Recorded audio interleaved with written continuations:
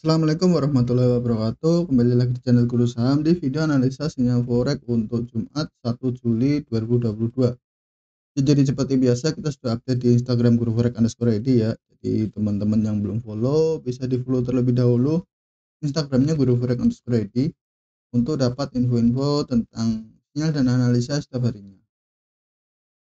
Ya, jadi untuk hari ini kita sudah ada AUD New Zealand dan AUD Swiss franc ya. Ini kita analisa dari time frame M30 hingga H4 untuk AUD New Zealand-nya. Kita ambil posisi sell karena kita sudah lihat adanya change of karakter ya. Terus di sini untuk AUD Swiss franc kita analisa dari time frame M30 hingga H1. Kita ambil posisi sell karena kita sudah ini tren udah bearish dan sudah terbentuk juga breakout structure yang baru. Jadi kita ambil posisinya sell. Terus di sini untuk AUD New Zealand kita sell limit di 1.10800, kemudian stop loss di 1.11017, kemudian TP di 1.09409 ya. Terus untuk resiko loss per 0,01 lotnya sekitar 1,4 dolar ya. Ini per 0,01 lot. Terus untuk risk and reward 1/6, lalu expired sampai 8 Juli 2022. Ya berarti ada jarak 1 minggu ya kira-kira ya. Terus di sini untuk AUD Swiss franc kita sell limit di 0.65860, kemudian stop lossnya di 0.66061, terus untuk TP-nya di 0.64498. Terus untuk resiko loss per 0,01 lotnya sekitar 2,13 dolar ya. Ini per 0,01 lot ya. Terus untuk risk and reward 1/6, lalu expired sampai 12 Juli 2022. Ya jadi seperti biasa, saya ingatkan selalu gunakan resiko 1% dari modal ya. Jadi kalau mau ikuti sinyal atau analisa ini, lebih baik dianalisa lagi atau dipertimbangkan lagi, terutama kalau mau open gunain resiko 1% dari modal ya. Jadi di sini kan ada resiko 1,4 dolar, misalkan modalnya 500 berarti resikonya 5 dolar. Nah, dari 5 dolar itu kalau di sini resikonya 1,4 berarti kita bisa open 3 kalinya atau 0,03 lot gitu. Ya kurang lebih seperti itu. Terus di sini kita bisa open 0,02 lot gitu. Itu kalau saldonya 500 dengan resiko 5 dolar ya. Itu kan 1% ya. Terus kita juga bisa lakukan partial profit taking di sini. Jadi teman-teman ketika harga sudah risk and reward 1/2 atau 1/1 itu udah running profit ya.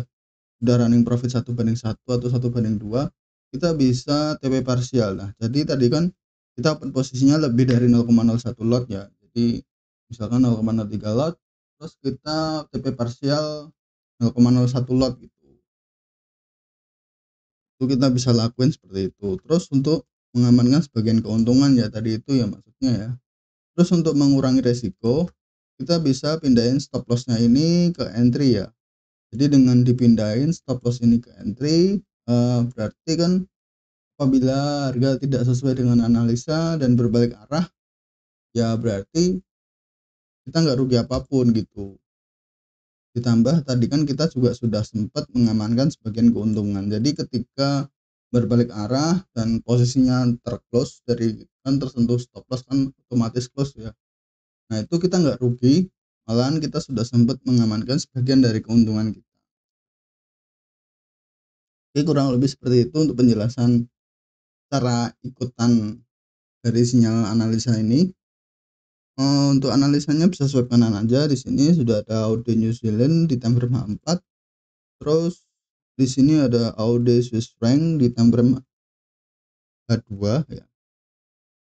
Jangan lupa like seperti biasa, lalu kita bahas satu persatu dari AUD New Zealand terlebih dahulu.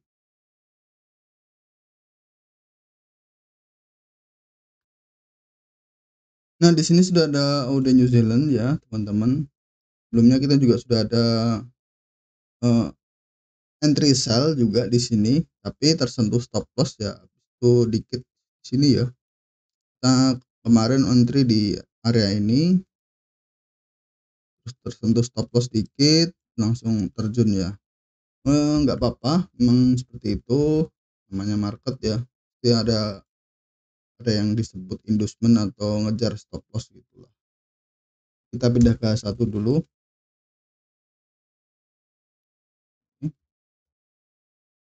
Nah, kemarin kan kita entry di time frame H1 ini ya, di candle bullish yang ini. Nah, ini kita jadiin berarti dia valid ya untuk pullback setelah masuk ke area itu, walaupun entryan kita tersentuh stop loss ya. Nah, di sini berarti terbentuk lagi suatu supply lagi di sini. Kalau kita perhatikan lagi di sini, ini adalah area untuk kita jadikan entry ya. Jadi di candle bullish terakhir ini kita bisa jadiin tempat kita entry ya. Tambah di sini juga ada area imbalance yang lumayan kecil, berarti ada kemungkinan harga untuk kembali lagi di area itu. Terus di sini kalau kita perhatikan, di sini dia sudah ada change of character ya teman-teman ya. Ini memang udah tak tandai 30. Nah, jadi di sini sudah ada change of character juga. Walaupun di time frame besarnya seperti H4, sini juga ada change of character ya teman-teman ya. Ini sudah ada change of character. Jadi harga sudah break dari low sebelumnya di sini. Jadi harga membentuk lower low, oke, dari low sebelumnya. Terus di sini kan high-nya lebih tinggi daripada high sebelumnya. Berarti di sini adalah higher high dan di sini adalah higher low. Tapi kemudian higher low ini ditembus, jadi dia membentuk lower high ya. Lower low maksud saya. Membentuk lower low, terus dia membentuk lagi di sini lower high ya. Jadi udah ada dua konfirmasi di sini. Jadi harga sudah membentuk lower low, kemudian dia membentuk lower high. Jadi kita bisa ambil posisi sell. Kalau kemarin kan belum terbentuk lower high-nya ya. Jadi kemarin cuman kita entry di sini karena di sini masih ada area FVG ya. Jadi kita coba cari candle bullish terakhir sebelum dia breakout structure atau change karakter kan ini. Bener berarti jadi wajar kalau tersentuh stop loss-nya karena itu belum ada dua kali konfirmasi ya. Karena baru sekali konfirmasi di sini. Kalau sekarang dia udah ada konfirmasi tambahan di sini ya, seperti di M30 tadi. Jadi di time frame M30 sudah ada konfirmasi tambahan di sini, sudah ada change karakter juga. Change karakter, kemudian di sini ada breakout structure juga.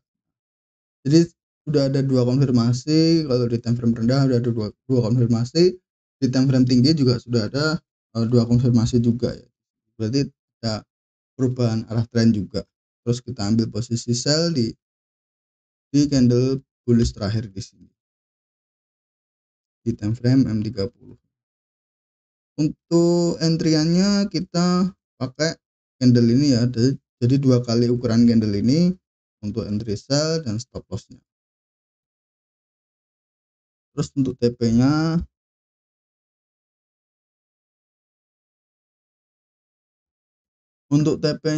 kita lihat di sini ada support trendline ya teman-teman.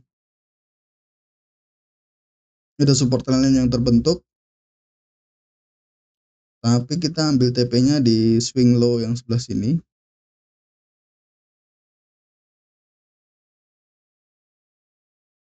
Sebelah sini ya teman-teman ya. Sebelah sini. Karena ini bisa bersifat inducement juga. Jadi bisa bersifat liquidity area. Jadi mungkin nanti di sini akan tertembus. Jadi ini kan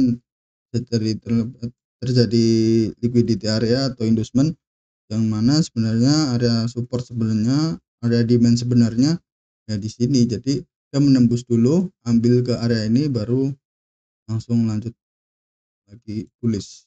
Kurang lebih seperti itu. Itu di AUD New Zealand. Next kita lanjut di audio Swiss franc. Nah, di audio Swiss franc ini sebelumnya kita juga sudah ada analisa sell, tapi sayang sekali tersentuh stop loss plus, walaupun kita sudah profit ya, kita sudah cut profit juga, kita sudah TP parsial juga. Sebelumnya kita ada open posisi sell di sini, harga sudah running ya, sudah running sampai sini, kita sudah TP parsial, kemudian kita update stop loss plus di sini, dan kebetulan setelah menyentuh stop loss langsung terjun ya. Tapi it's okay, nggak apa-apa, yang penting kita sudah TP parsial ya teman-teman ya. Nah, jadi untuk analisa sebelumnya kita memang analisa bahwa dia akan drop setelah dia masuk di area resist trendline daily-nya ini. Jadi ini trendline weekly atau daily. Jadi dia setelah masuk ke area ini dia akan drop ya. Dan sekarang dia harga masih drop. Jadi untuk saat ini target masih bisa berlanjut untuk turun sampai ke area ini atau ke area ini. Tapi untuk expect ke depan lebih baik untuk expect ke area ini ya daripada ke area ini. Mungkin ini terlalu jauh, tapi kita bisa lihat untuk expect ke area-area ini sebagai area-area rebound ya, atau tactical rebound di sana. Terus kita pindah ke A4 dulu, atau langsung ke A1. Nah, jadi disinilah yang disebut market structure ya teman-teman ya. Jadi market structure itu setelah terbentuknya change of character di sini. Nah, di sini kan ada change of character, tempatnya change of characternya di sini.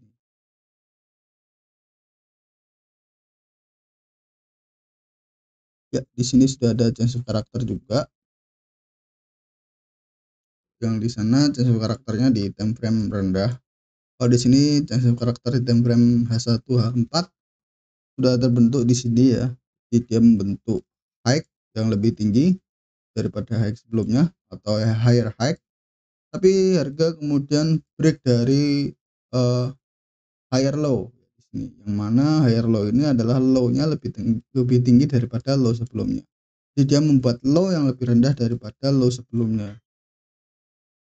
Yang mana di sini dia membuat low yang lebih rendah daripada low sebelumnya. Kemudian harga retest lagi masuk ke area supply, kemudian drop.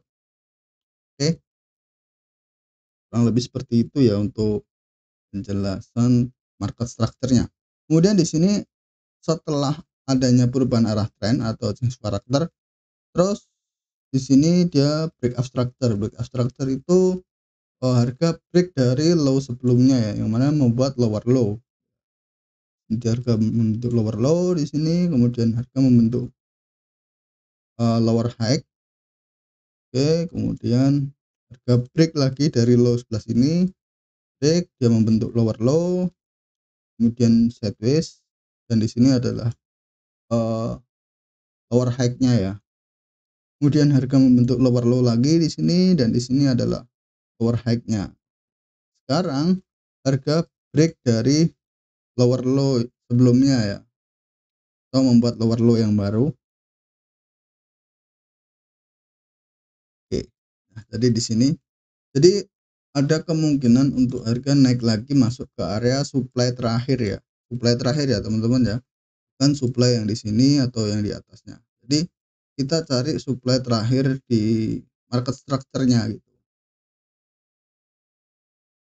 Kurang lebih seperti itu ya untuk penjelasan. Nah, itu kita bisa ambil posisi sell di area-area ini ya. Kita hapus-hapus dulu.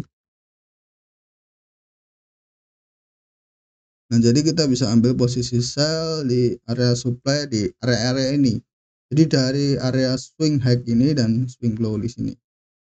Jadi kita ambil posisi sell di area ini.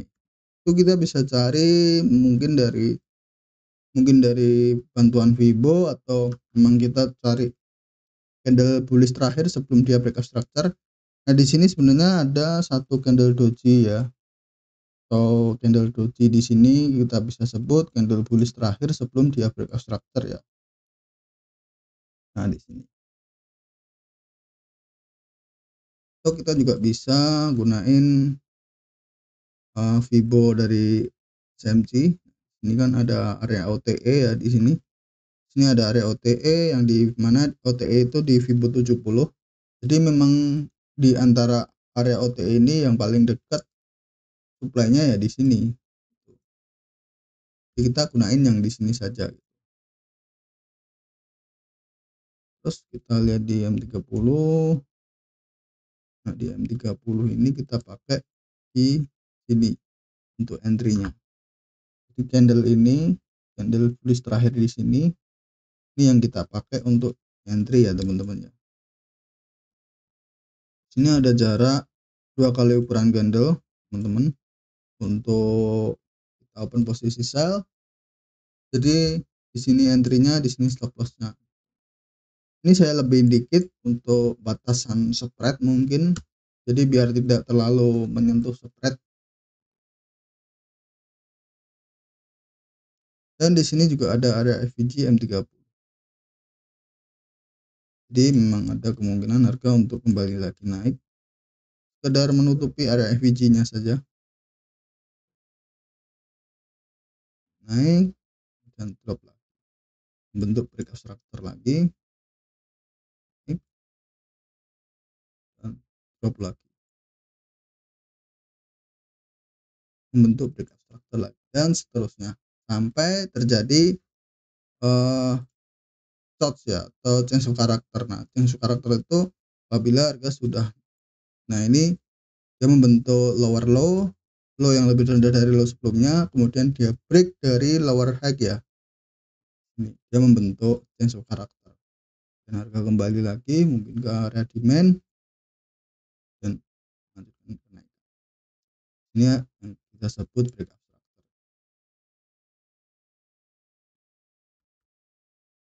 Ya kurang lebih seperti itu ya untuk penjelasan dari market structure. Ini nih yang paling sederhana, paling simpel juga. Oke, mungkin sekian dari kedua analisa ini, dari audio New Zealand dan audio Swiss franc. Terima kasih yang sudah menonton, semoga bermanfaat dengan video ini. Yang udah profit pertahankan, yang masih loss terus belajar, pertahankan risk manajemennya, karena itu adalah kunci untuk profit konsisten jangka panjang ya. Tanpa risk management, tanpa